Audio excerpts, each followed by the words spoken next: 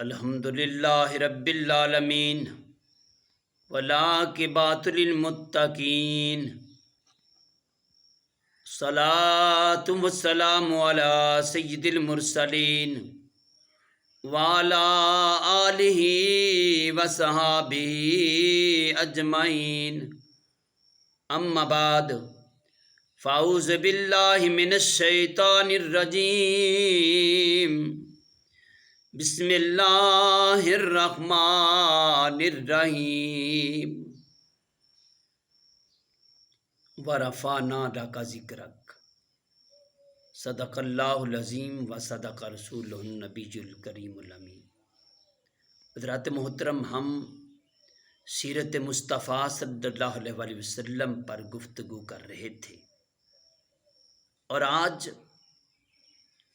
سفر شام حضرت ابو طالب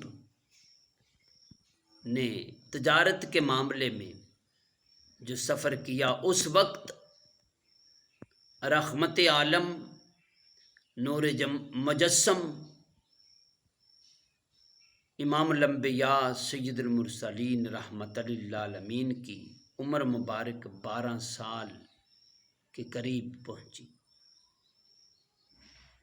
اور حضرت ابو طالب اپنے تجارتی مقاصد کے لیے شام کے سفر کی تیاری کی،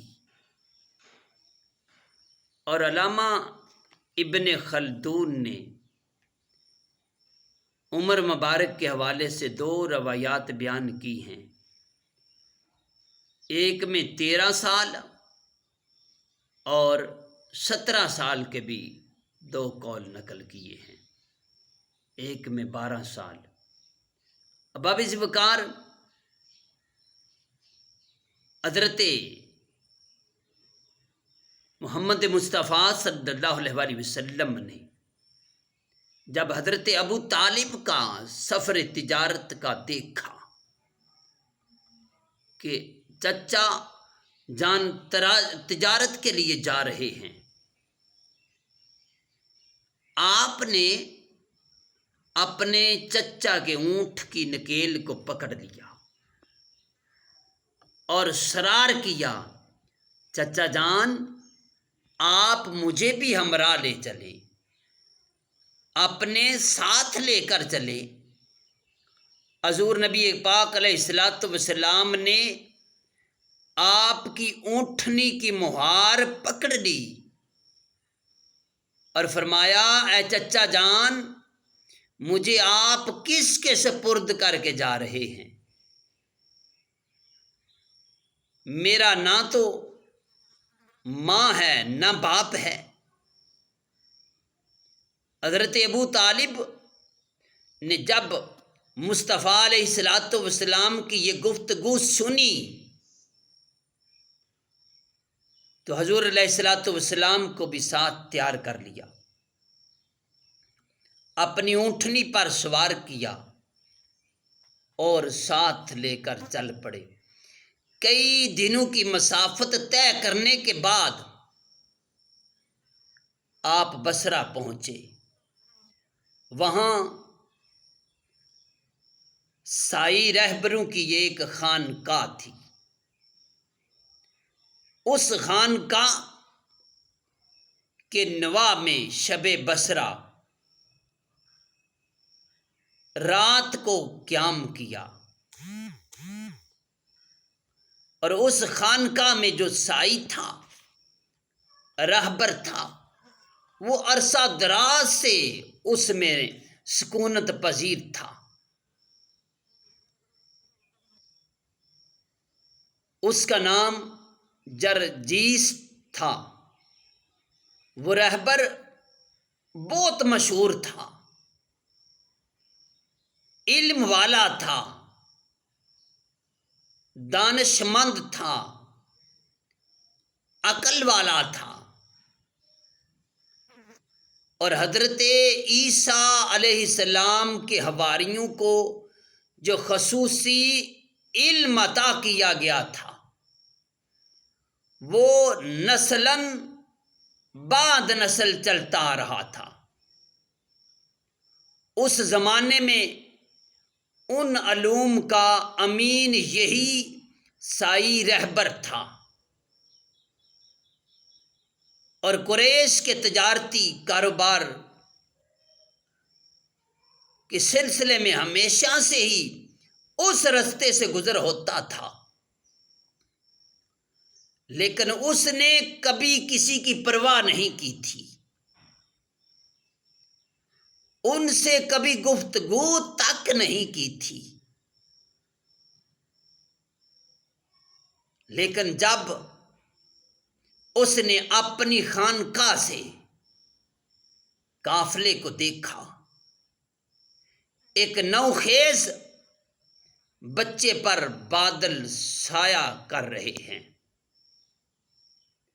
بادلوں کا ایک ٹکڑا سایہ فگن ہے، یہ منظر دیکھ رہا ہے۔ جدھر جدھر وہ بچہ جاتا ہے بادل اس پر سایہ کرتا ہے۔ اب ابی ذوالفقار آگے چلتا گیا، دیکھتا کیا ہے کہ وہ قافلہ ایک سائے دار درخت میں قیام کرتا ہے، رک جاتا ہے۔ قافلے کے ساتھی زیادہ تھے، اس درخت کے سائے میں سب بیٹھ گئے، لیکن وہ بچہ وہاں پہنچا تو درخت کا سایہ ختم ہو چکا تھا۔ وہ درخت کے سائے میں سارا قافلہ بیٹھ گیا تھا۔ جب بچہ وہاں پہنچا تو کوئی جگہ باقی نہ تھی، اس لیے مجمع سے باہر ہی وہ بچہ بیٹھ گیا، دھوپ میں بیٹھ گیا، اور وہ درخت فوراً اس بچے کی طرف جھک گیا۔ اب ابی ذوالفقار، یہ شان ہے مصطفیٰ علیہ السلام کی۔ جب حضور بیٹھے تو درخت آقا علیہ السلام کی طرف جھک گیا اور سایہ حضور علیہ السلام پر کر دیا۔ اس سائی نے جب یہ منظر دیکھا کہ اب درخت اس بچے کی طرف جھک گیا ہے، یہ سارا منظر وہ دیکھ رہا تھا، اس کے خیال میں تھا کہ جس نبی صادق امین کی ہم انتظار کر رہے تھے، جس نبی کی آمد کے ہم منتظر تھے، اس نبی میں یہ علامتیں پائی جاتی ہیں، ہماری کتب میں موجود ہیں، نشانیاں موجود ہیں۔ اب ابی ذوالفقار، اب اس سائی کے دل میں محبت اور شدت سے بڑھ گئی۔ اس نے سوچا کہ اب اس قافلے والوں کے پاس جائیں اور ان سے ملیں، ان کی ضیافت کا انتظام کیا، کھانے کے لیے دعوت دی تو قافلے والوں نے قبول کر لی، اور ایک شخص سے نہ رہا گیا۔ اس نے کہا، ہم پہلے بھی یہاں آتے تھے، آپ اس دفعہ اپنے معمول سے ہٹ کر ہمارے ساتھ برتاؤ کر رہے ہیں، ہمارے ساتھ پیش آ رہے ہیں، کیا معاملہ ہے؟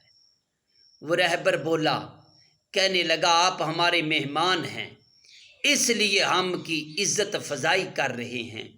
لوگوں، وہ قافلہ تو پہلے بھی گزرتا تھا، لیکن وہ رہبر، وہ سائی کبھی اپنی خانقاہ سے باہر نہیں نکلا تھا۔ اس قافلے میں اب تاجدار کائنات صلی اللہ علیہ وآلہ وسلم تھے، اس لیے قافلے والوں کو عزت عطا کی جا رہی تھی، قافلے والوں کو مقام دیا جا رہا تھا، قافلے والوں کا احترام کیا جا رہا تھا، اور اس رہبر نے قافلے کی دعوت کی۔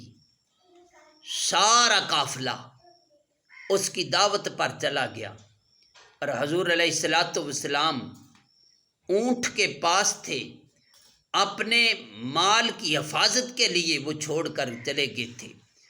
جب اس نے دیکھا کہ وہ بچہ جس کے لیے سارا اہتمام کیا ہے، جس کے لیے اتنا انصرام کیا ہے، ضیافت کا انتظام کیا ہے، وہ بچہ ہماری محفل میں نہیں ہے، پوچھا کہ کوئی آپ کا ساتھی رہ تو نہیں گیا؟ وہ قافلے والوں نے کہا ایک بچہ ہے جس کو ہم سامان کی حفاظت کے لیے چھوڑ کر چلے آئے ہیں۔ اور اس راہبر نے کہا جلدی سے اس بچے کو بلاؤ، اور حضرت حارث حضور علیہ الصلوۃ والسلام کے پاس گئے، اور انہوں نے جا کر آقا علیہ الصلوۃ والسلام کو بلا کر لے کر کھانے پر پہنچے۔